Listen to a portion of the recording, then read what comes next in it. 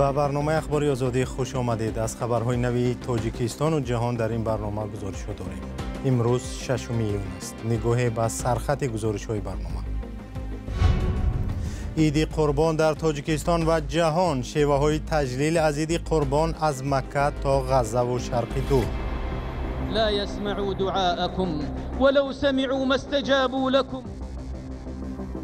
ساکن دوشنبه میگوید در اینترنت به وعده کار در اروپا باور کرد ولی فریب خورد و صدها دلار قرض گرفته‌اش را از دست داد.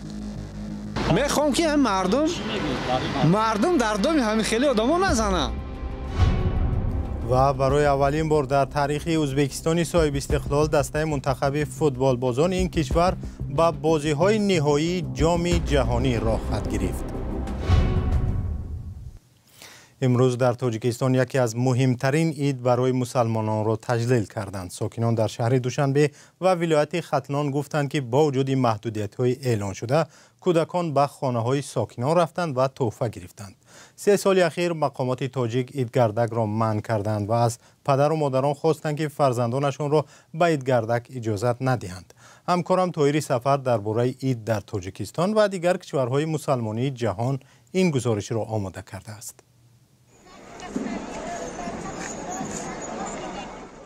ساعت 5 صبح روز 6 ایون هزاران ساکن تاجیکستان سوی مسجدها شتافتند تا نماز عید قربان را بگذارند. عید امسال در گرمای تا 36 درجه تابستان راست آمد. محصولات هم فراوان ولی با نرخ‌های گران. مقامات تاجیکستان مثل سالهای پیش ساکنان را به صرفه‌جویی دعوت کردند. لا يسمعوا دعاءكم ولو سمعوا ما استجابوا لكم. اینجا خانه کعبه در عربستان سعودی است که 7000 تاجیکستانی در برابر بیش از 1 میلیون مسلمان جهان برای ادای حج فرضی رفتند. زیارت کعبه در روز عید قربان یکی از فرایض دین اسلام است که مسلمانان اگر توان داشتند انجام می‌دهند. نرخ سفر و زیارت از تاجیکستان امسال $6000 بود. در این گوشه دنیا در غزه ساکنان نیم گرسنه و زیر حمله های اسرائیل نیز عید کردند.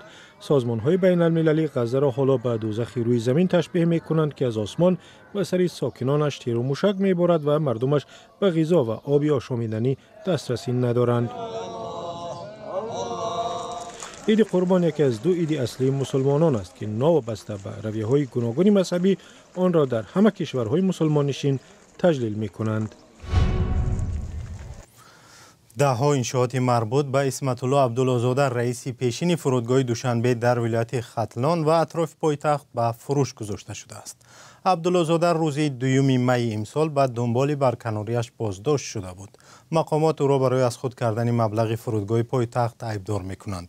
یک تن از نزدیکان او روز 5 ایون در صحبت با رادیو آزادی گفت که 4 طرفخانه در دوشنبه، 2 آسایشگاه در اطراف پایتخت و چند منزل زیست در ولایت ختلان به فروش گذاشته شده است.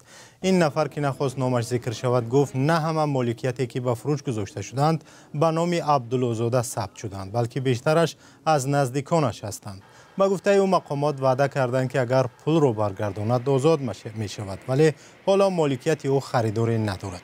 پیشتر منابع رادیو آزادی گفته بودند که او را در استفاده نادرستی حدود 500 میلیون سامانی عیبدار می‌کنند.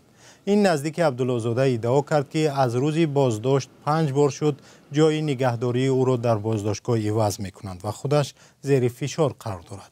با گفته او گاه او را در اتاق تنها می‌گذارند، گاه با 3-4 جنایتکاری خطرناک.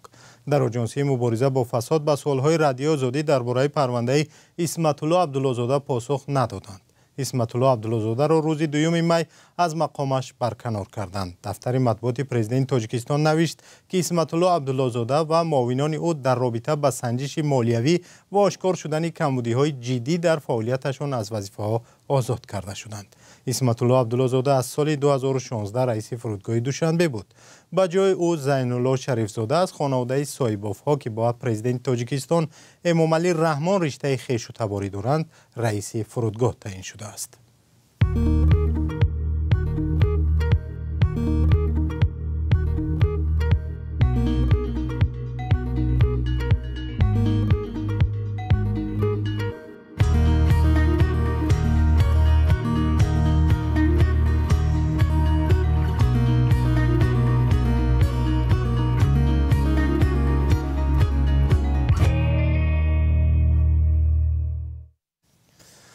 10 نفر به رادیو آزادی شکایت کردند که از افراد نامعلوم دعوت به کار در بریتانیا و کشورهای اروپایی دریافت کردند، ولی در نهایت با سپردن مبلغ زیاد فریب خوردند.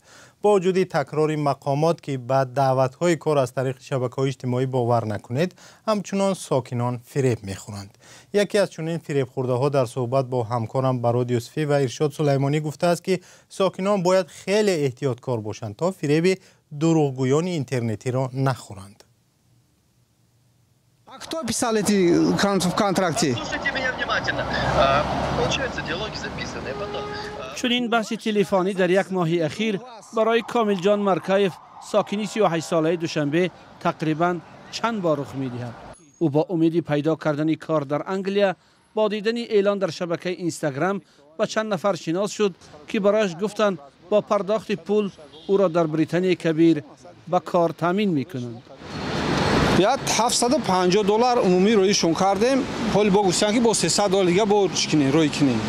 این ایش Artur Lomdora Kortiyanday Rabadadatel. او آدمی که منیجر مونه کتی وای گاو زدن نتونستیم. تو است گاو میزنیم تلفنیو ویدیو ویزو کتی گاو نمیزنه. میگه کامera تلفن ما کامera نداره. نه درنم این ای ضعیف پول روی کردیم. اجد رقمشون چکشون هستای. آنهایی که به کامل جان وعده کار دادند شرکت خود را بریتانیایی و خود را شهروند بریتانیا معرفی کردند. برای باور کردن او اسناد شرکت و نسخه شناسنامه های خود را فرستاده، حتی شرطنامه هم بستند. اما وقتی که کامل جان به مرکز دریافت روابط بریتانیا کبیر در دوشنبه می رود، مسئولان مرکز می گویند این همه اسناد قلبکی است و او را فریب دادند. میخوام که مردم در دام همین خیلی آدمو نزنن. اساسی کاری ما اگر یگان کس باشه در همین سوحه همین ایدیم همه شاکی پول ما را برگردونه خوب میشه. باشه که ما بانک قرض کردگیم، ما بچه قرض کردگیم. آغاز موسم کار در کشورهای اروپایی شماره کارجویان را به مراتب زیاد کرده است و هم تعداد فریب خورده ها را. سازمان بین المللی مهاجرت از زیاد شدن موردهای قلابی وابسته به تامین کار در اروپا خبر داده یک کارزار اطلاعاتی را به راه مانده است. یگان کارفرمای اصلی در اروپا بخصوص در بریتانیای کبیر به طریق شبکه‌های اجتماعی اعلان خود را نمیگذارد. آنها تنها با واسطه سایت‌های رسمی خود اعلان کار پیشنهاد میکنند. مهیا ناظم و روزنامه‌نگار تاجیک مقیم لندن که کارجویان و دانش آموزان تاجیک در اروپا از طریق شبکه‌های اجتماعی راهنمایی میکند، شیوه‌های دیگری شناخت قلابان را توصیه می‌دهد. چی طور به دام قلابان نفتاد؟ همین رو در خاطر داشته باشید که وقتی که دلخواه شرکت یا دلخواه نفر از شما میگوید که به خاطر روان کردنی دعوتنامه یا اینکه ویزای کاری از شما پول طلب میکند، این علاقه قلابی است. حکومت تاجیکستان در آغاز سال 2025 آمار مهاجران را مخفی کرد. طبق آخرین معلومات رسمی وزارت مهنت، مهاجرت و شغل اهالی تاجیکستان، در حال حاضر شماره مهاجران کاری تاجیک در خارج از کشور نزدیک به 400,000 است، ولی منبع‌های غیر رسمی این آمار را بیشتر از 1 میلیون می‌دانند. خدمات مهاجرت تاجیکستان هم میگوید آمار مهاجران و کارگران موسمی در اروپا از جمله بریتانیای کبیر را در دست ندارد. اما سالهای اخیر شماره چنین مهاجران زیاد شده است، خصوصا پس از جنگ روسیه در اوکراین و بدرفتاری مقامات حفظ حقوق و خیلی سخت شدن قانون‌های مهاجرت روسیه. تعداد کارجویان تاجیک در اروپا به مراتب افزوده است. حالا سری خواهیم کرد به کوبا. همکارم شهلای گلخوجه گزارش می‌دهد که بی‌توجهی کارمندان خواجگی کمونالی باعث آن شده است که در یک کوچه باغ به وجود آید. خبرنگاری ریترز همراه با سیاحان به تماشای این باغ رفته است. یک صدمه لوله آب در محله یلسروی پایتخت کوبا به باغچه غیرمنتظره عجیب در میان مومی فرسوده تبدیل یافته از زیربنای فرو ریخته شهر هاوانا شهادت می‌دهد.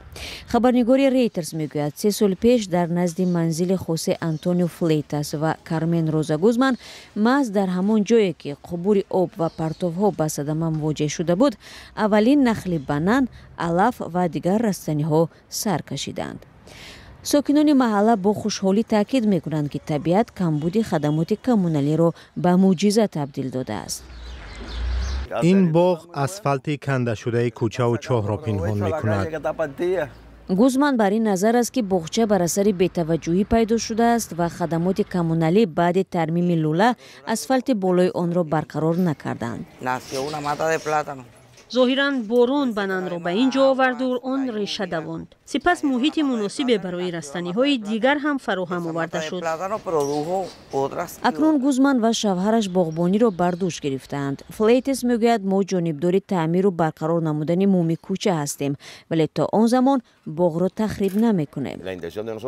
ما می‌خواهیم که مقامات آمده کوچه را تعمیر کنند، اما این درخت هم زیبا است. نرخ میوه در بازار گران است. از این رو ما با استفاده از فرصت منتظر حاصل بنان هستیم. وزارت نقلیات کوبا در سال 2024 اعتراف کرده بود که تخمیناً 70% راه‌های این کشور تعمیر طلب می‌باشند. روزی پنجشنبه دسته منتخب تاجیکستان در شهر پنامپن منتخب فوتبال کشور کمبوجا را با حساب 2-1 ناکام کرد.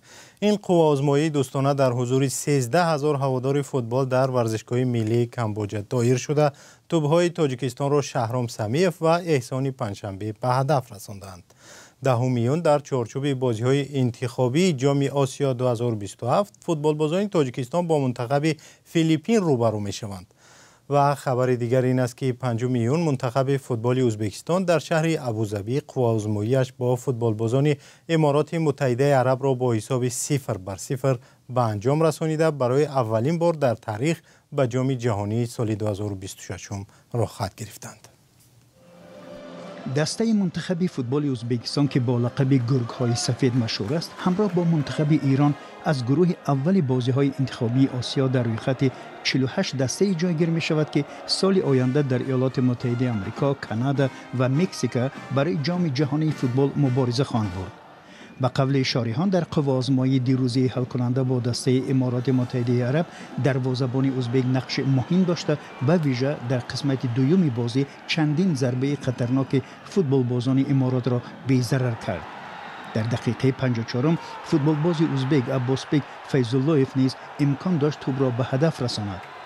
خلاص ازبکستان و ایران به طور مستقیم راه خط جام جهانی گرفتند و امارات متحده عرب که صاحب جای سوم در گروه ا شده است در دور چهارم برای راه خط جام جهانی مبارزه خواهد بود. تجلیل پیروزی فوتبالبازان ازبکستان در تاشکند هم دایر شد. هواداران فوتبال در میدانهای مرکزی پایتخت ازبکستان جمع شده بازی را تماشا و پیروزی را جشن گرفتند. منتخب فوتبال ازبکستان که سال 1994 جام آسیا را به دست آورده است تا این زمان 7 دفعه بدون موفقیت برای شرکت در جام جهانی فوتبال تلاش کرده بود. از زمان فروپاشی اتحاد شوروی در سال 1991 ازبکستان برای رشد فوتبال نیرو و سرمایه زیادی خرج کرده است. امروز فوتبالبازان ازبک در دسته‌های بهترین اروپا و آسیا هنرنمایی می‌کنند. بعد قوآزمایی دیروزه پرزیدنت ازبکستان شوکت میرزیف توسط تلفن سرمربی دسته تیمور کاپادزه و ورزشکاران ازبکستان را با این دستاورد تاریخی تبریک کرد. در شهر دهلی نوروزی 6 میلیون جلسه وزیران کارهای خارجه هند و دولت‌های آسیای مرکزی برگزار می‌شود و تاجیکستان را در این نشست وزیر سیراج‌الدین مهرالدین نمایندگی می‌کند. در این باره خبر دادن از وزارت کارهای خارجه تاجیکستان.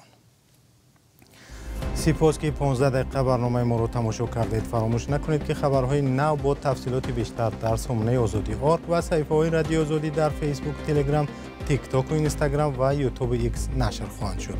با رادیو آزادی بمانید.